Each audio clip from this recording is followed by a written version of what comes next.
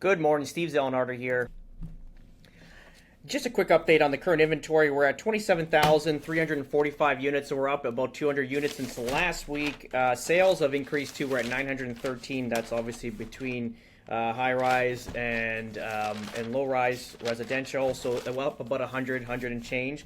Not much change there again. So 27,345 units. So this is definitely the highest I've ever seen in my career, and it's going to get higher. It looks like. Hopefully now with the number one, things are starting to change. You're starting, obviously, interest rates are starting to get lower down, and then there was some policy changes. I'm just going to read them out to you, which will help the economy clearly in the real estate market. Me and Mike did a podcast on this on Friday, just kind of chatting about it. So there's a few changes. Number one was 30-year amortization. The first-time buyers and buyers of new construction properties will be able to opt for 30-year AMs, which is great, clearly. It used to be 30 AMs, and they swapped it to 25. I don't know exactly when. I don't know if it was between the boom cycle, the boom and crash cycle of 2017, but it was at 30, then they moved it to 25. So they're going back to 30-year AM. Again, this is not the greatest thing. It means that you're going to be you'll have more of a longer period to pay off a mortgage, which if it's calculated at a 25-year, the payments will be higher. If it's in a 30-year, payments will be lower, but obviously the AM is higher, clearly. Increase insured cap, which makes total sense. Clearly, CMHC only covered under $1 million, like a townhouse is $1 million these days. So they increase it to 1.5 million, which is obviously good. But the thing is, if we kind of run the math, if you're buying a house for 1.5 million, and you're doing insurance, that's basically you're going to have over a $1.2 million mortgage, which probably not a good thing, to be honest. When do you expect to pay that off, right? That's always the issue.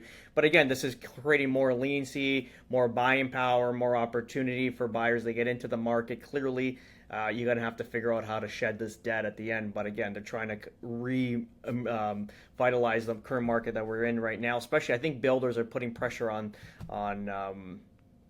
government, clearly, because they're flat as hell right now.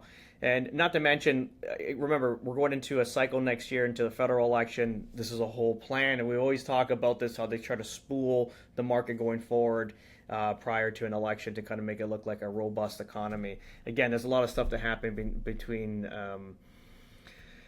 last election. But and then there's one other change or new policy added. It says borrowers with insured mortgages will be able to switch lenders at renewal without having to qualify under the mortgage stress test. This change is designed to promote competition among lenders, enabling homeowners to secure better rates and terms without undergoing a new qualification process, which is amazing because every time you had to go to a new bank, you had to requalify, you got to go into the stress test. Clearly, if you bought the property at a different time and you have already done the test based on your income and salary and all that, the last thing you want to do is reapply for all that. So this is good, and it's exactly what I mentioned here. It's going to create a little competition between the big six and maybe some of the smaller banks too, but we'll see what happens with that. Again, they're trying to spool the market, trying to get forward, trying to get things going. Again, we have record-breaking inventory. Sales are still under that 1,000 per week mark, which isn't super great. But we'll keep you posted on any updates going forward. We were talking also on the podcast on Friday how we had an opportunity to do these sales, SPP clauses, sale upon purchases properties. That's all ended.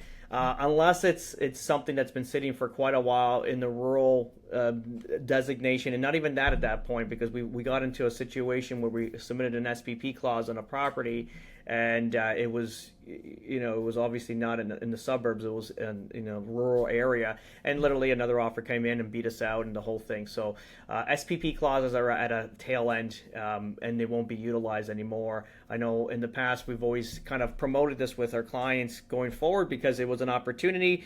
We don't want, the last thing we want to do is put our clients into a situation where they own two houses and they can barely afford one. This is not an ideal situation for what we want to have clients into. So what we were always suggesting is if there's opportunities for an SPP clause, clearly we can submit an offer on the property, get 30 days to put their property on the market, because buyers are always afraid in the sense that they don't know what they're going to buy. If they sell, what are we going to buy? Are we going to get stuck into something we don't like? It's the unknown that kind of fractures a lot of buyers moving forward. So if you had an SPP clause, you had 30 days to buy the property that you want, 30 days to sell your current property. Obviously, you got to list it appropriately at market value and then give it a good go.